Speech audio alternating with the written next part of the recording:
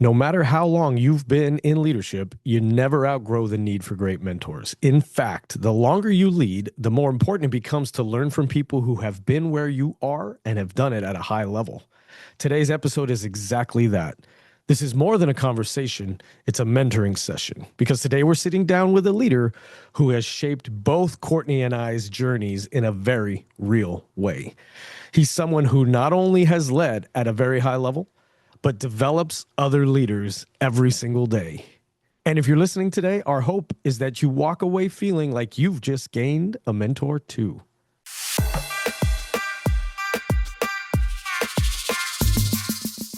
I'm Courtney. And I'm Mario. And this is the Ed Leadership Pair podcast.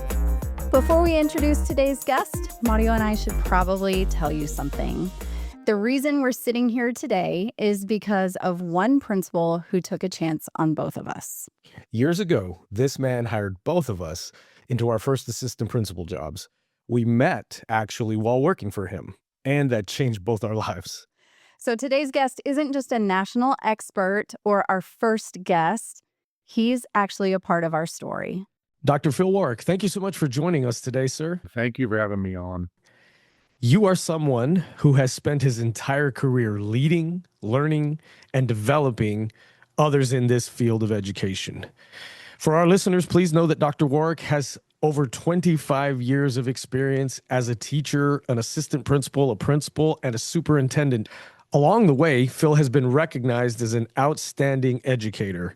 He was the new principal of the year in the state of Nebraska and was named as the high school principal of the year for his service at a high school in the state of Nebraska.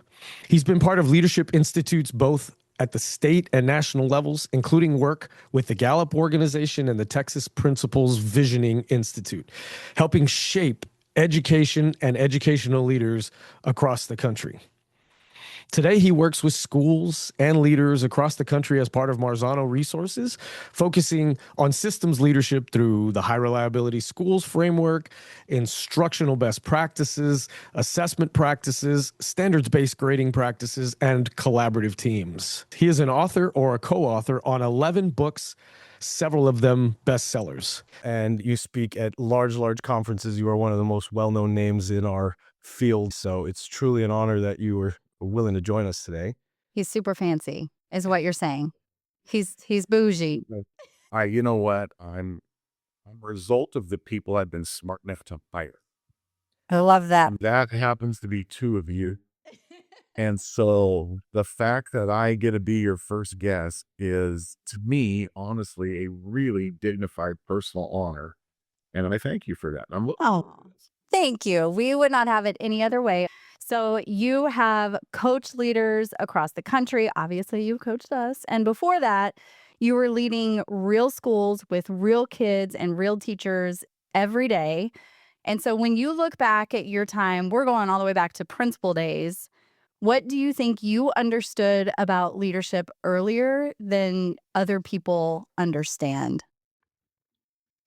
Probably one of the most important things, and I got this, you guys know how much I speak about it. It's so important to have mentors, and it's important to learn from those you work with and pay that forward. Probably one of the most important lessons that I learned early on was that leader's job is not to build followers. A leader's job is to build future leaders. And that is what always guided me and what I've always tried to do. My job wasn't to build people who were willing to follow. My job was to build bridges and get the right people in the spot to walk those bridges and support them and say, here, we're going to work together for a while, but if I do my job to the way it should be done, you're going to go forth and even do better things than what I gave you an opportunity to do. And I think that was from the very beginning. I really felt like, you know what, my job is to be a bridge builder and just build future leaders. I love that. And that's so funny because we talk all the time about our leadership tree and people that have worked with us that then went on to other bigger and better jobs than what they had when they were working with us. And so it's funny because I don't even know that I realized that came from you, but it obviously did. Listen, everything came from Phil in one way or another. It's all from Phil. Phil. Yeah. Yeah, well, I got it from somebody else, so there's a long tree, right? There's a long tree. I love it. The truth of the matter is that if you want to judge somebody on their effectiveness as a leader, look at the wake they leave and how many new leaders are in that wake. That's going to tell you if they did Yep. their job. Phil, that leads us into kind of one of the big topics we were wanting to get your expertise on today. We know that you are one of the leading experts in the country on systems leadership, specifically through the High Reliability Schools framework. But we wanted to kind of ask you this first question, which is that schools just chase initiatives instead of building systems. And so, can you please help us understand, what do leaders need to know or think about when they're building systems? And maybe in your experience, can you explain to us, what is it that schools get wrong in how they chase initiatives versus build systems? Your staff and your school and your district only has so much capacity. It only has so much capacity as far as finances, as far as energy, as far as staffing. So you have to really be intentional about, where do we place that capacity? What's that capacity going to be used to create and do? And what I think districts and schools get wrong is they chase so many different things, and they wake up one day and they find themselves with 45 different initiatives, all of them drawing off of those resources. They don't know who they are as an organization. And what they really need is a framework to say, you know what? If we went back to, what do highly successful schools need to truly think about? Where do they need to invest their capacity? And they just took the time to say, if we got good at these types of things and gave our staff time to get good at it. You know, one thing I see is when we're changing initiatives like this, and every year it's three new things, then our teachers start to go, well, who are we? What is it you really expect me to be good at? And that is not how you win this game. You win this game of teaching and learning by saying, you know what? This is who we are. This is what we're going to be really good at. This is how I, as the leader, am going to support you in developing those skills. And we're going to take a little bit of time to make sure that we do develop those skills. Be wise about where you invest the resources you have over time. Do it at the right things, and be really careful about getting drawn off course, or you're going to wake up someday and go, we're trying to be all things to all people. And that's a failure formula. How do you do that? How do you, as a leader, how do you prioritize, like, this is who we are and this is the direction we're headed, and like stay in that direction? What does that look like in actual practice? Yeah, that's beautiful, Court. I think that's the value of frameworks and the value of models, like we built an HRS model. I'm not trying to do a commercial for that, but it was built from looking back at 50 years and going, what are the right things schools could do? So you have to take a little bit of learning from the past, right? We call that contextual thinking. And then you have to think about, how does it apply to my situation? So that's the first part. But from the leadership standpoint, here's one of the most important things. And it goes with the question you asked me. Know what you truly believe as a leader. Know what you believe, know why you believe it, know how to speak to it, know how to build a vision towards it, know how to justify it when you have to. And I think one of the things that I've seen in a lot of leaders who are new is they don't know what they believe. Yes. And if you don't know what you believe, you become susceptible to being able to be pulled off course to every new little fancy thing. You know, like you guys, this isn't going to surprise you. You can tell I believe in high quality instruction. If you can build simple practices that offer high quality instruction, you have got a fabulous chance to be really good in this business. So Yeah. leaders, to do that part, they got to know what they believe. And I don't think a lot of them going into it have taken a time to say, what do I believe about a really good school? What are, if you had to boil it down to me to the 2 or 3 core initiatives that we got to be good at, what do I believe? That's really important. Yeah. Yeah. And Phil, you know what? So few leaders have good mentors that teach them what to believe. So Courtney and I were blessed because, I mean, gosh, we fell out of the tree and hit the best leader that we could find. I mean, we just were flat lucky that we got Sometimes. So, you know, for Courtney and I, our entire career was built off, when you said passionately a moment ago, like, leaders must know what they believe. Well, we had great leaders that showed us that. And so maybe you can just speak to leaders right now that have the opportunity to mentor leaders, and maybe they're missing that opportunity. How do you make sure that as a leader you don't miss that opportunity to help teach others around you what they should be believing or what they could be believing in? I think part of it starts with recognizing how important it is to ask questions. I don't need to tell you what you believe in. I need to ask you questions and let you come down that road with me, right? Now, there's a reason I hired the two of you. There's a lot of them, but I'm going to tell you one of the big ones. I asked you questions because I really want to know, what is it that you kind of believe right now, even though you may not have known yet it was a core belief of yours.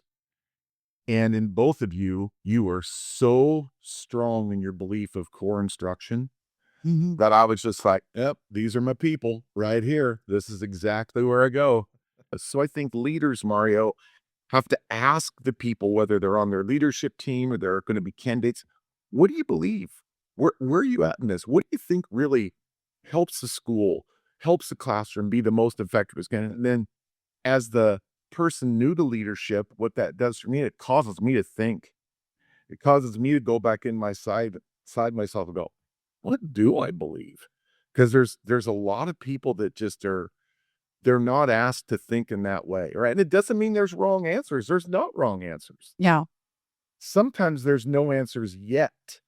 And so I have to go back and go, you know what? I need to really decide what is it I believe. So I think part of it for mentors is asking the questions and not telling someone what they believe, but elicit it out of them. Let them espouse to you. That's awesome. And Phil, I didn't have the right answers, but even back then, Courtney was giving me the right answers.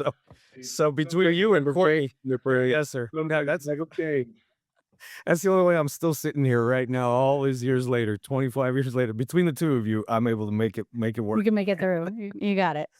Okay. So when leaders, let's say somebody first stepping into the principalship, and there's always these hard lessons that you can only learn when you're in it, when you're sitting in that seat. And so from your perspective, what are some of the realities of a principalship that people underestimate, that they don't really think about because they've never been in that seat before, but you're like, oh, I wish I could prepare someone for this because they never know? I think one of the number one things, and it seems like a little thing, but it's a big thing. There is a distinct difference between making a suggestion and making a decision. And when people are maybe in teacher leadership roles, maybe in assistant principal roles, you get to make suggestions. If you're included, you get to make suggestions. When you become the principal, you will make a decision.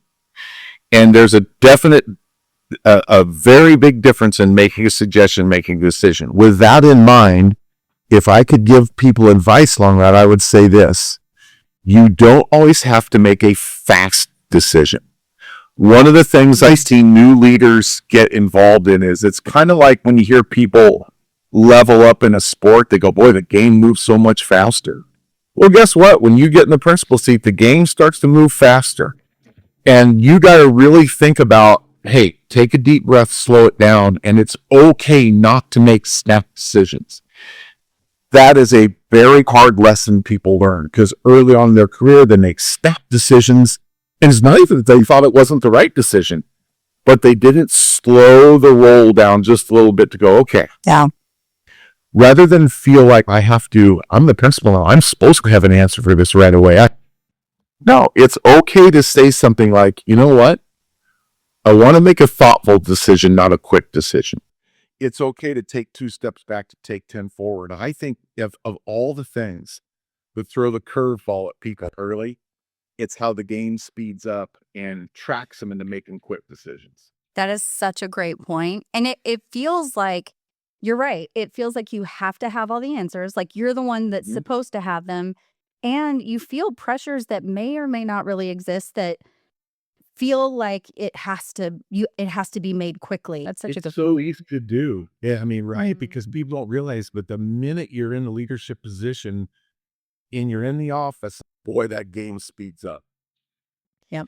And Phil, I think this is a great spot that we should share one of your Philisms with all of our listeners.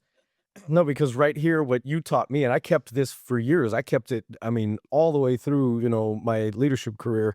And you used to tell us the analogy that the big possum walks late, right? And when we all said, what, Phil, what does that mean? Yeah, look, we're not going to go running out there and make stupid decisions. We don't have to be first. We're going to be intentional. We're going to be strategic. Leadership, you're right. The game speeds up. You're like, oh, crap, I got to be first. It's got to look prettiest up front. Nope, we're going to sit here and we're going to study and we're going to make it right. And then when we move, everybody's going to go, okay, there it is. That's right. Yep. Yeah, big possum walks late. That is so true.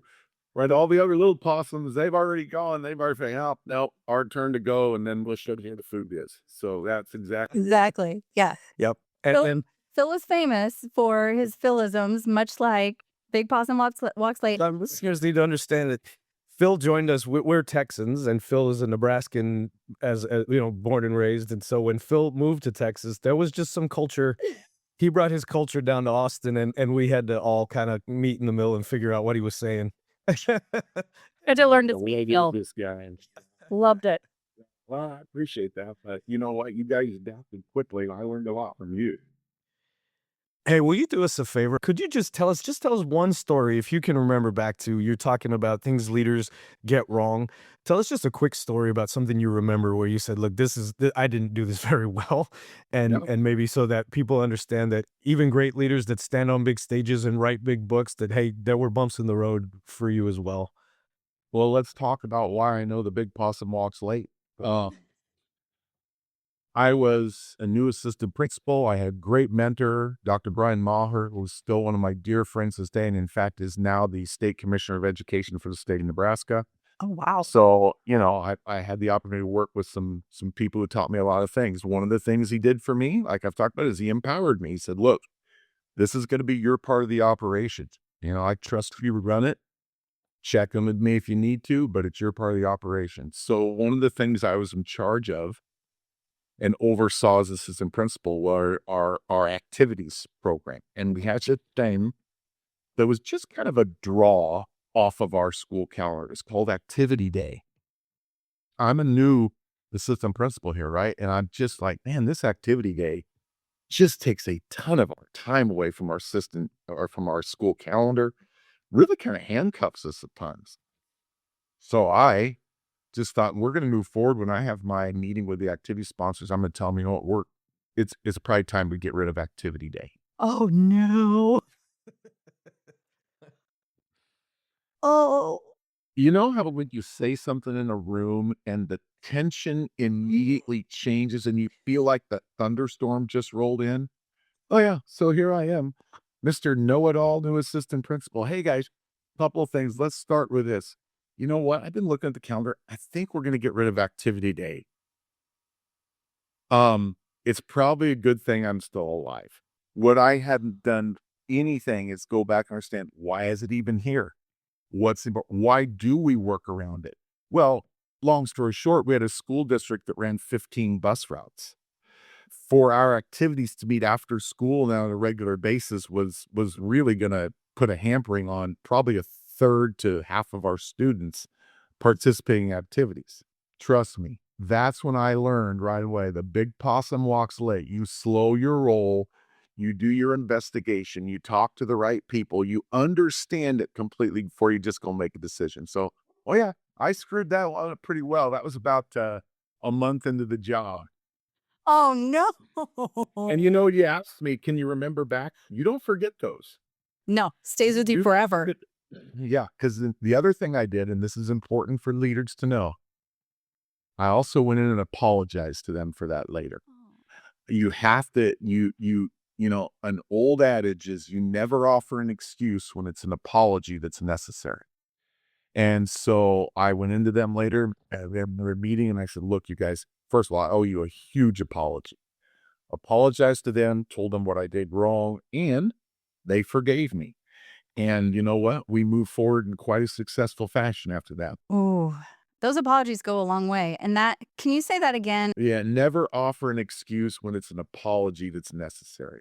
And that is probably also how you have stayed married to your boss lady of a wife, Tori, for so many years, because you know that fact. Yeah. I'm actually, here's a secret of our marriage, and I really believe this, and it's also a secret to leadership, I think is important. you have to also recognize if two people always agree, one of them isn't necessary. It's okay to not always agree. And, as leaders, we got to understand that, hey, if we always agree, I'm not learning. In our team, we didn't always agree. No, we did. We had our meetings. We had some really good discussions. We had discourse. We had to talk about how some things are done. But the ability to understand that two people always agree one of those is necessary helps you understand, you know what? I'm going to learn something through this discourse that's going to keep me from making a mistake. So, Phil, you've worked with a lot of leaders over the years. You travel now and you work with leaders across the country, like more than the leaders that you served with in schools. But when you look at principals and you're like, that's one that is really making a difference, what are the personal qualities that separate them from the rest?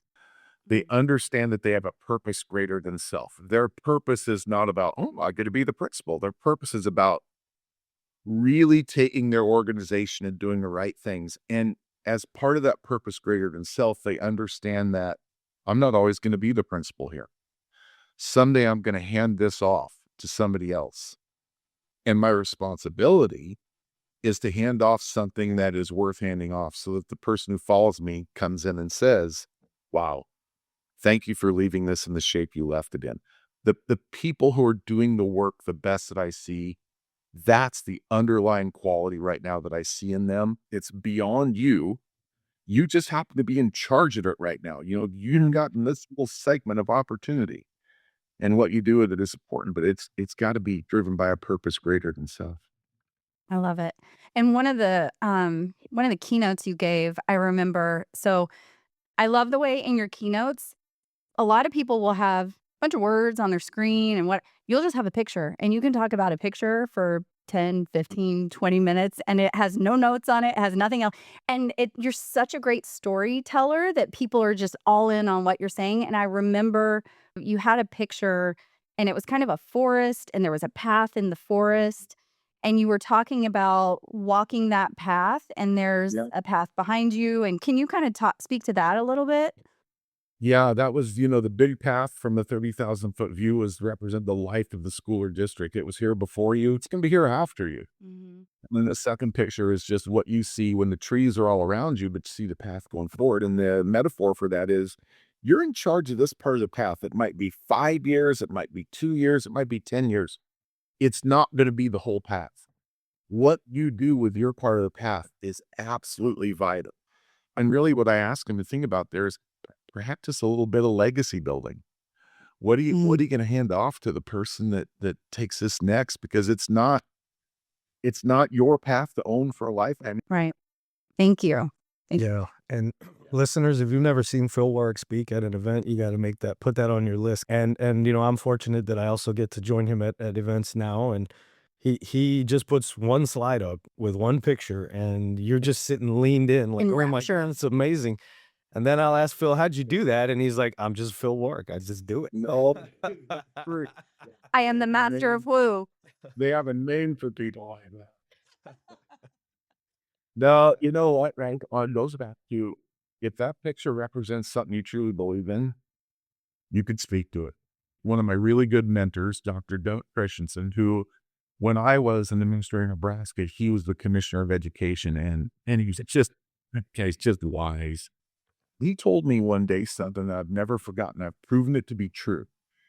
He said, you know what? When soul enters the conversation, people listen.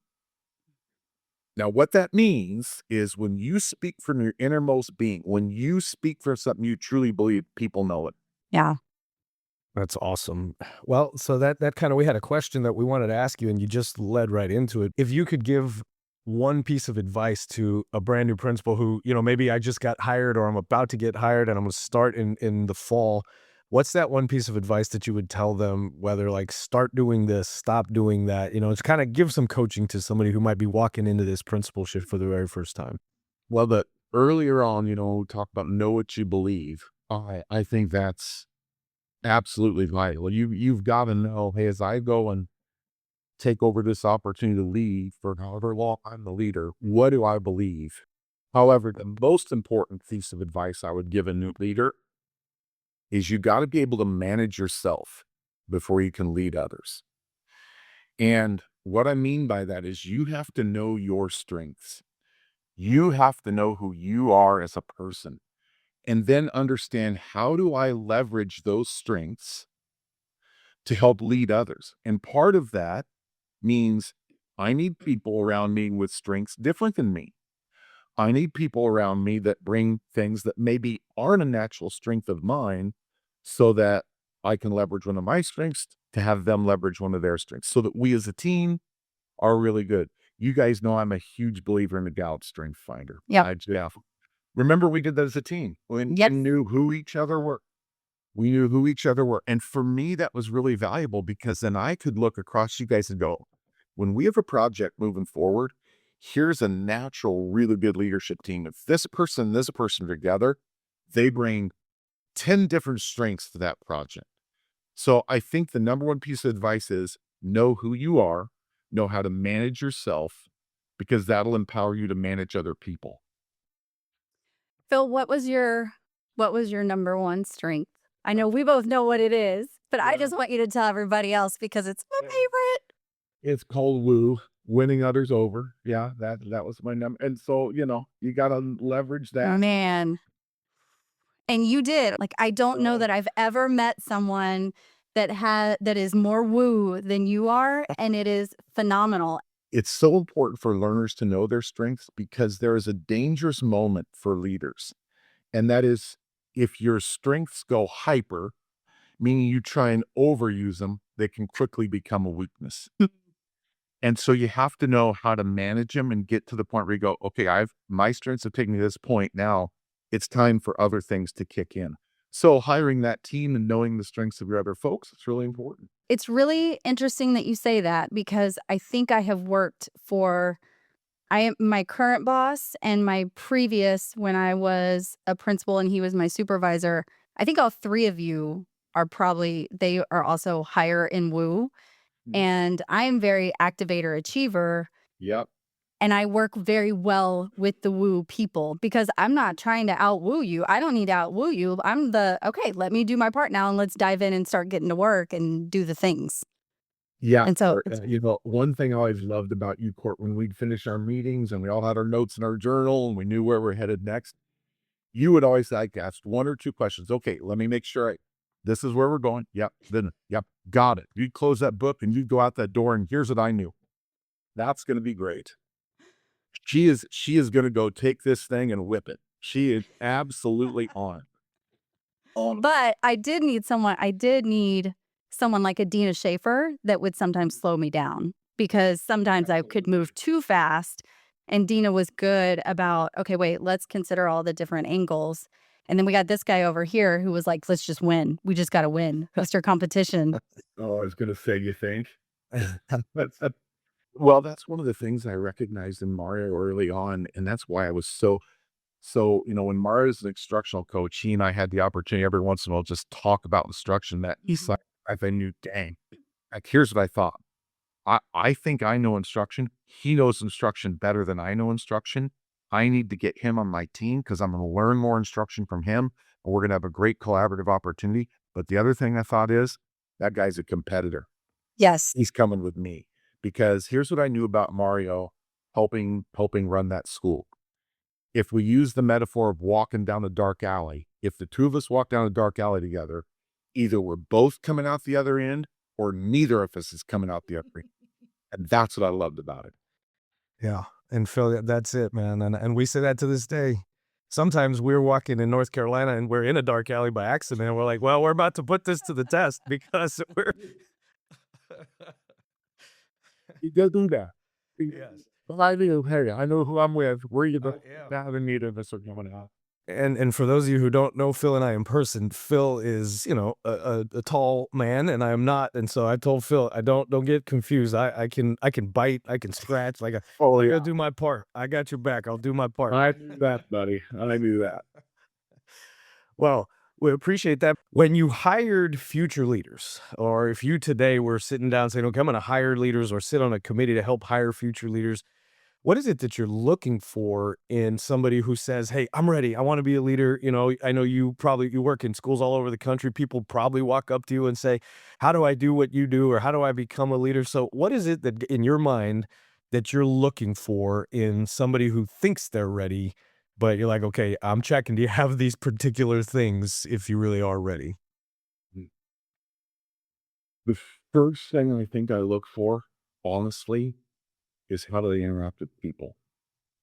Because problems start when you can't interact with people. And it doesn't mean that everybody has to interact the same, but you got to know how you interact with people. Um, Here's my number one right, wrong, or different, just how I operate. I'm going to watch how well they listen. I want to know if somebody's speaking to them, if I'm speaking to them, if they're talking to someone else, how well do they listen? Because when I see people that don't listen well, that they just listen superficially, that's going to come back to haunt them in short order. Mm. But when they listen well, I think that's important. Then I want to know a little bit about what do they see in their future. For the two of you, one of the things that I appreciated, I knew that you were never going to be settled being an assistant principal. And that was what I wanted. I didn't want somebody that said, "Oh, I want to be a career assistant principal." There's anything wrong with that. And I know some people that are really good with that. But at that time, we did not need that. Yeah. At that time, to do what we had to do at school, I needed people that I could say, "Oh, yeah, every one of these folks would be willing to take my job in the next 4 to 5 years." Because I was going to empower you to do some things and say, "Take this, take that, take that." If you remember, I didn't think I micromanaged much. Mario, I'm going to use you as a great example. Remember when we started the freshman house and I came to you and I said, "Buddy, you are going to be the first principal of the freshman house and you're going to run this as your school." And you did. And you did a great job. And you made decisions over there that you guys did things. I did. Okay. I gave it to you to run. I'm here to support you. You're going to do it your way.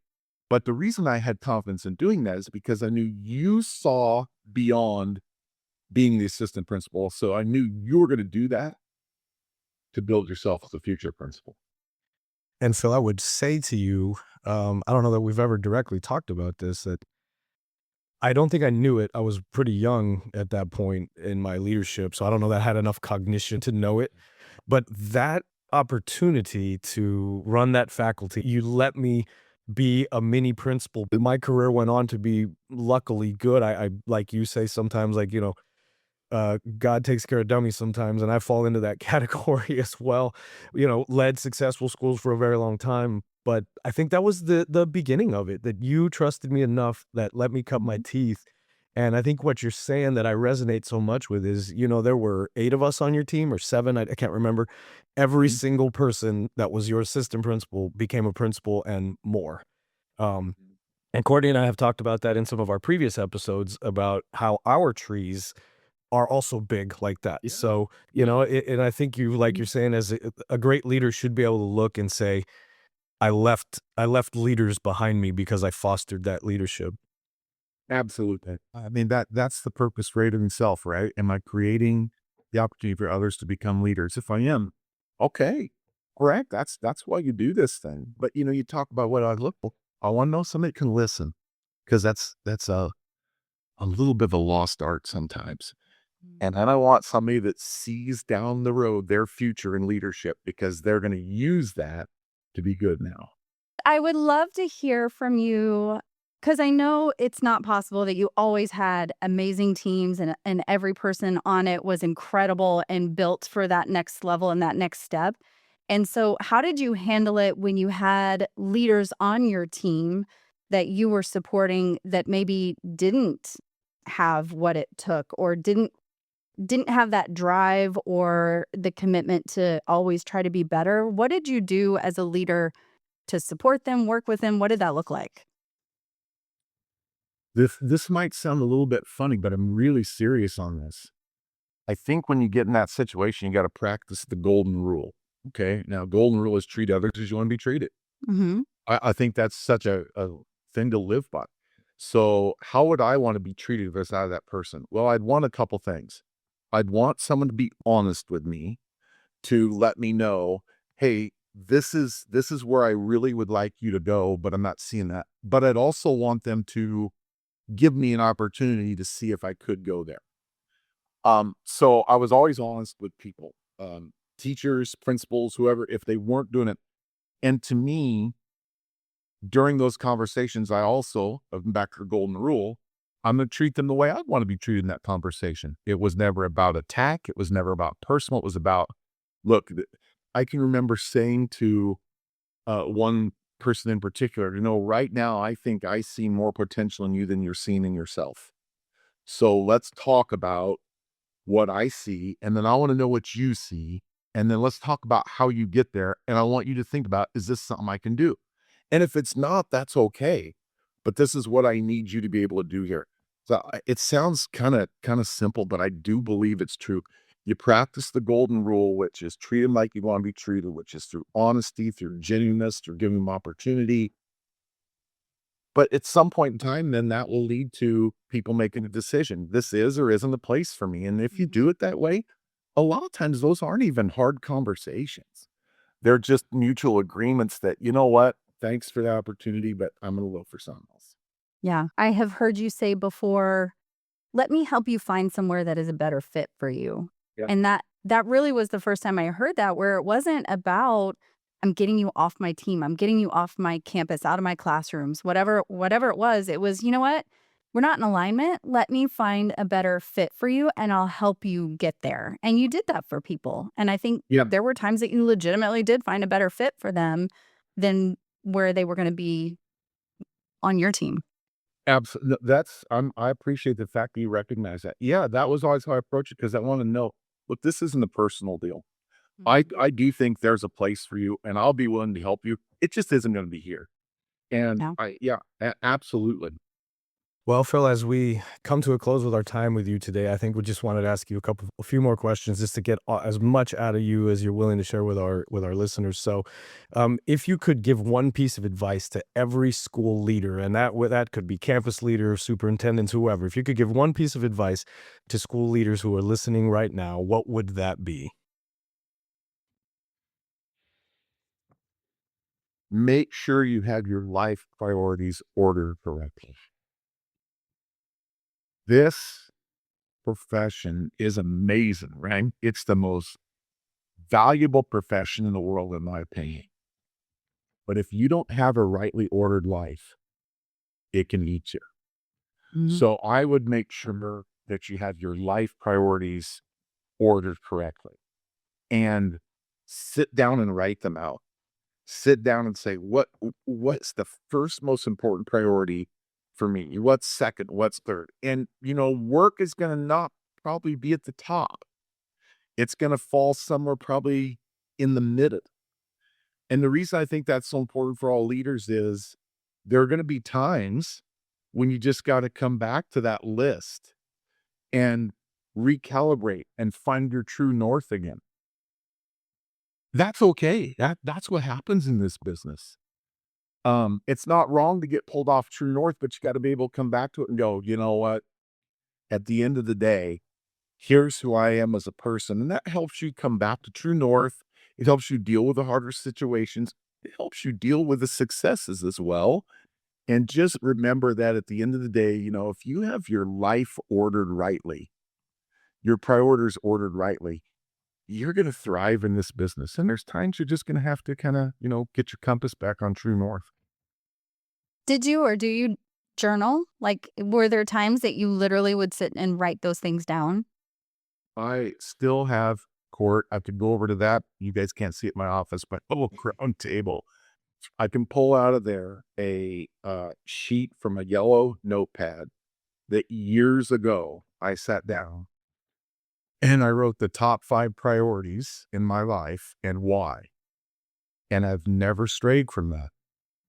I have it still. That thing is probably, God, I don't know how old it is. But it's better not to say, Phil. Just don't say how old it is. Yeah, that's probably true. I hope there's no maker's mark on it that gives a date. But And I pull it out every once in a while still. And yeah, do I journal? You bet I journal. I love just to write little notes and just think, writing is a way of thinking. Mm-hmm. I think that's so important. And also on one of your guys' earlier podcasts that I listened to, you were talking about books that you've read and, just the importance of reading, which I so appreciated you doing that. I still read. I, you know, uh, uh, because I still love to be a learner. And, I introduced Mario to this book not long ago, Legacy, about New Zealand All Blacks. And that's where I just continued to deepen my understanding of systems leadership and the power of it. So do I still write and read? You bet. I absolutely do. When you think about the leaders that you've developed over the years, what makes that work meaningful to you? What do you take away from that? Oh, man. Well, when I see their successes and I really feel like, and you two are great examples of this, they're better than I ever was, right? When I uh, have had any part in building the on-ramp to get somebody on the interstate for leadership, and then I see them go do bigger, better, smarter things, I'm like, I had a little pinch of salt in that recipe. And yeah, and I feel like that's kind of what we're supposed to do. This is a business that uh, and here's why. Life builds leaders on its own, but collaboration builds leaders faster. Mm. And so if I was able to build and collaborate and do anything to build, I feel like that's kind of what I was put on this earth to do. I've kind of delivered. That's kind of what the satisfaction I get out of it. Thank you. Well, and I think that's perfect because we both have to say this publicly to you, which is that, I mean, you literally were the leader who gave us both the opportunities to become leaders. And so whether you realized it or not at the time, but by hiring the two of us, you basically started this podcast. You know what? That makes me feel good because my wife was the first one to listen to it and told me it was fantastic. I know. So yeah, no, honestly, I appreciate you guys saying that. Honestly, I'm so proud of you. And I do listen your podcast, listen to every episode. It's one of my playing podcasts. And I really like I said earlier, I appreciate the themes you're exploring.